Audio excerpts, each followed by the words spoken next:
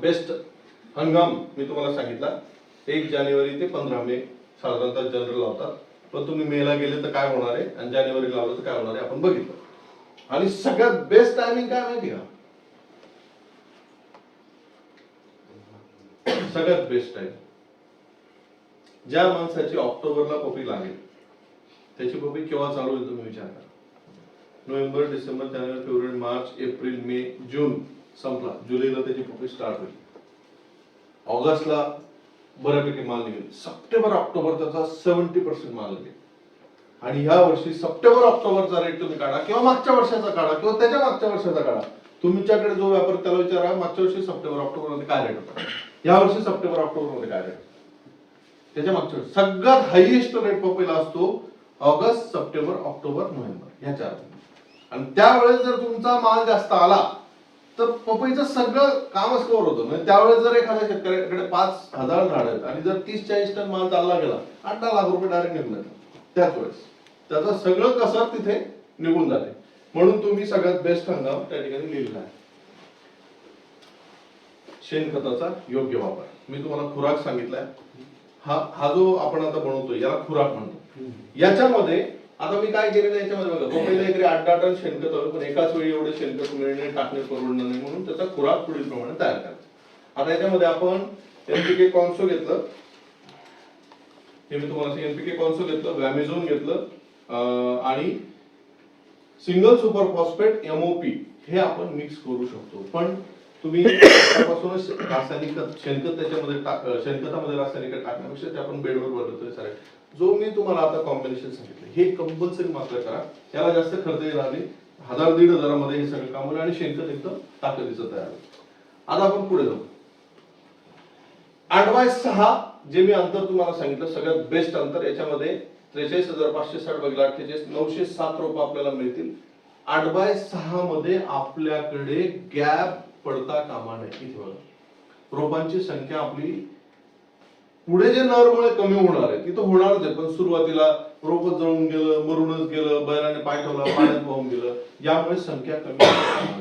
पण जेव्हा तुम्हाला रोप येतील त्यावेळेस आम्ही तुम्हाला 800 रोपांमागे 5-10 रोप एक्स्ट्रा पाठवतोच, तर ती रोप व्यवस्थित तुम्ही जी उरतील 25-30 जरी रोप असतील ती व्यवस्थित एका ठिकाणी तुम्ही सावलीत ठेवा। महिनाभर त्या ट्रे मध्ये रोप सर्व्हाइव्ह होतात, ते जगतात, फक्त त्याला सावलीत ठेवायचं, पाणी टाकायचं।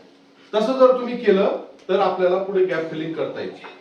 किंवा एखाद्या शेतकऱ्याने 8000 पपईचे रोप लावलेले आहेत आणि काही कारण असतो 200-300 रोप जर मेले तर तुम्ही रोप म्हणजे पाटील पाटीलच्या नर्सरी कधी गाडी घेऊन या, मी तुम्हाला हातभार तिथून रोप देईल, गॅप फिलिंग करून घ्यायची, गॅप पडू द्यायचा नाही। कारण एक झाड 100 किलोचं आहे, 10 रुपये जरी रेट पकडला तर 1000 रुपयाचं एक झाड आहे, लक्षात घ्या। म्हणजे त्याची कॉस्ट जी आहे ती 1000 रुपये आणि 100 झाडं गेली म्हणजे 1 लाख रुपये आपले त्या ठिकाणी जाऊ शकतात 10 रुपयाने शिकत। त्यामुळे रोपांची संख्या 900च्या खाली आपल्याला जाऊ द्यायची नाही। नर आल्यानंतर ती 100, 150, 200 काय जाईल ते जाऊ द्या, पण सुरुवातीला आपल्याला 900च्या खाली जाऊ द्यायची नाही। आता मी तुम्हाला लागवडीमध्ये एकदम डिटेल सांगितलेलं आहे, त्याच्यामध्ये बघा एक थोडासा फक्त फरक तुम्हाला सांगतो। 8 फूट 9 फूट म्हणजे 2 अंतराचा बेड आपण घेतलेला आहे। हा जो बेड आहे इथे झिगझॅग मध्ये मी थोडस एक लोकांना बऱ्याच वर्षापासून सांगण्याचा प्रयत्न करतो। झिगझॅग म्हणजे काय बघा, समजा ही 8 फुटाची लाईन आहे उत्तर दक्षिणेची, ठीक आहे। आता पहिलं झाड मी या ठिकाणी लावलं, हा बांध आहे, मी पहिलं झाड या ठिकाणी लावलं। आता काय होईल, इकडचं जे मला 8 फुटावरचं झाड आहे एक, हे मागे पाहिजे 4 फुटावर, ठीक आहे। हे जे आहे हे मागे पाहिजे, म्हणजे मला असं अंतर जर मला 8 फूट मिळणार, तो जेव्हा इकडे जातो ना तर हा त्रिकोणातला जो त्रिज्या म्हणतो आपण त्याला, त्रिज्या ती 11-12 फूट। सरळ अंतर जर 8 फूट असेल तर तिरकस अंतर काय होतं 11-12 फूट। सेम इकडे पण तसंच होईल, सेम मागे पण तसंच होईल, सेम तिकडे पण तसंच होईल। थोडीशी 30-40 झाडांची संख्या कमी होते। 30-40 कशी ते पण सांगतो उदाहरण असेल, समजा 40 लाईनी आहेत, 40 मधले 20 झाडं 4 फूट मागे सरकते, म्हणजे किती कमी झाले, 20 झाडं कमी झाले, बाकीचे तर सगळे बांधावरचे, बांधावरचे 20 झाडं कमी झाले। 40 लाईनी एका एकरामध्ये बस झाल्या, त्याच्यापेक्षा जास्त लाईनी येणार नाही, म्हणजे हायच झाले। पण तुम्ही जेव्हा सेंटरचं एखादं झाड घ्याल तर त्या झाडाला काय फायदा होईल, इकडची बाजू 10-11 फूट, इकडची बाजू 10-11 फूट, इकडची बाजू 10-11 फूट, आणि व्हायरस पेक्षा पपईमध्ये एक सगळ्यात मोठा प्रॉब्लेम होतो. तो प्रॉब्लेम होतो साधारणतः सप्टेंबर ऑक्टोबर मध्ये. पपईची पानं एकमेकाला मॅच, जॉईंट पूर्ण खाली अंधार, आणि जसंही ऑक्टोबर हिट सुरू झाली की खालचे सगळे पानं काळ्या पडून खाली.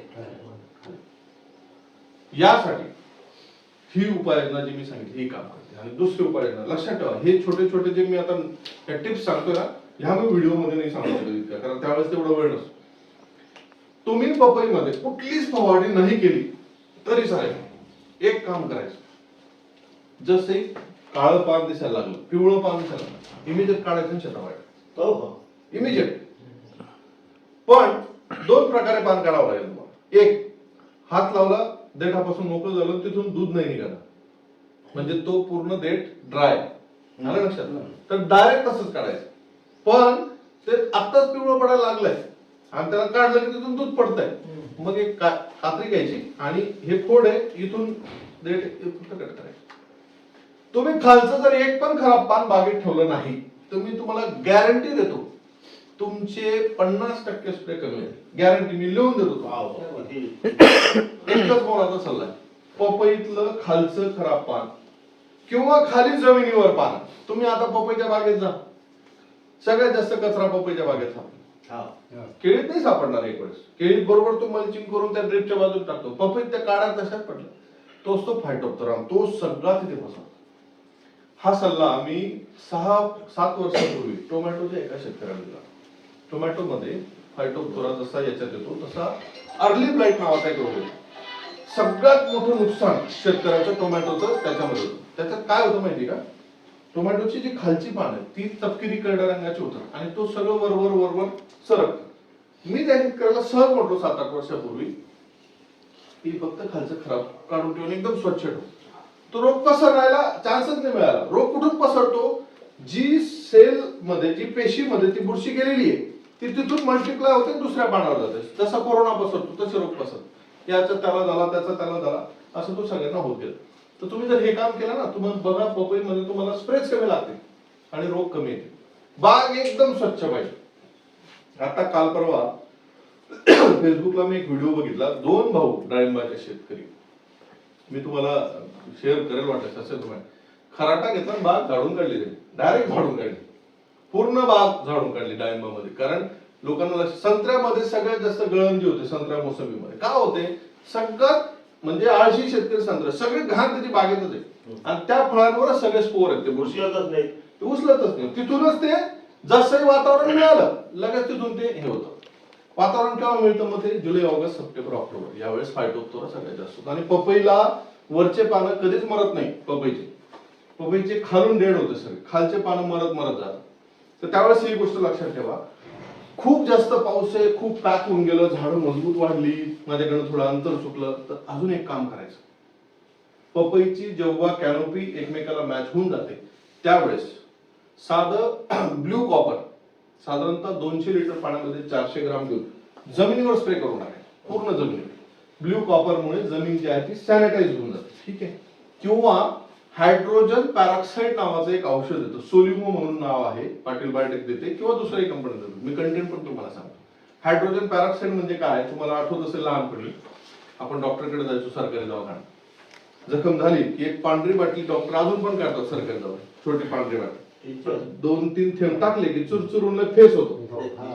तर लगेच ती जखम काय होते, एकदम असं कापूस काढला की अरे क्लीन ती जखम. मग ते आहे हायड्रोजन पॅरॉक्साईड. ते फक्त 0.3%. आपण जे शेतीमध्ये वापरतो तर 30% असतं हायड्रोजन पॅरॉक्साईड. तुम्ही एकदा स्प्रे केला की ती जमीन डायरेक्ट जशी जखम स्वच्छ होते तशी स्वच्छ होऊन जाते, एकदम क्लीन. त्याचा स्पर्श होता, सगळे बॅक्टेरिया डायरेक्ट खतम. म्हणजे त्याच्यापेक्षा स्ट्रॉंग औषध नाही. आणि फक्त ते फवारताना आपल्याला अंगावर नाही पडू द्यायचं, जसं डॉक्टरला होतं तसं आपल्याला मग ते पांढरं होईल, थोड्या दिवसांनी ते क्लिअर होणार. तर लागवडीची पद्धत लक्षात आली. झिगझॅग 1 फूट 1 लाईन फक्त 4 फूट मध्ये सरकवायची. नाही सर, त्याच्यापेक्षा सोपं आहे की सरळ लाईनी 8 फुटांना पाहिजे. आणि आडवी लागवड करताना तेच ना, आडवी लागवड करताना 3 फुटाची जर सरी काढली तर एक सरी सोडून बरोबर ऍडजस्ट करता येते. हा बरोबर. पण तुम्हाला सरी नाही काढायची, कारण बेड आपल्याला बनवायचं. आपल्याला बेड बनवायचं मार्किंग करायचं मार्किंग करायचं मार्किंग करतायत. मार्किंग करायचं. तुम्ही बेड तोडायचा नाही. एकदा बेड बनला 2 फूट हाईट एवढी हाईट बेडची पाहिजे. 3.5 फूट बेडची रुंदी पाहिजे. सेंटर टू सेंटर 8 फूट म्हणजे बेड इकडे सेंटर पासून इकडे झाला जवळपास 1.5-2 फूट इकडे 1.5-2 फूट आला लक्षात. आणि त्या बेडवर जी पपई जमेल ती फ्लॅट सरफेसवर जमणार. ते तुम्ही काय लक्षात ठेवा. कुठलंही पीक साधं मक्यासारखं पीक घ्या. जर याला स्पंज मिळाला ना म्हणजे जमीन भुसभुशीत मिळाली 10-20% उत्पन्न वाढून जातं. कुठलंही पीक बेड कंपल्सरी पाहिजे.